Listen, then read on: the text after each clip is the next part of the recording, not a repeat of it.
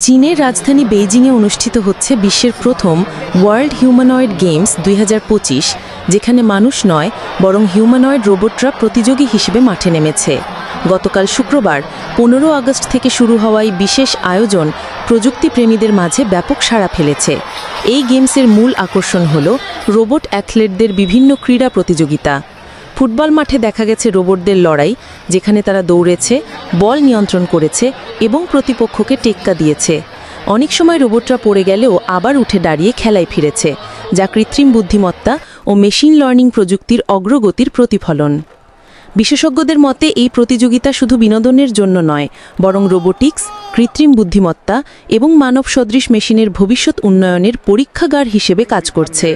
গবেষক ও প্রকৌশলীরা এখানে রোবটের চলাফেরা, ভারসাম্য রক্ষা, সিদ্ধান্ত গ্রহণ ও টিম ওয়ার্কের দক্ষতা যাচাই করছেন। পরবর্তী নিউজ আপডেট পেতে আমাদের চ্যানেলটিকে সাবস্ক্রাইব করে পাশে থাকুন।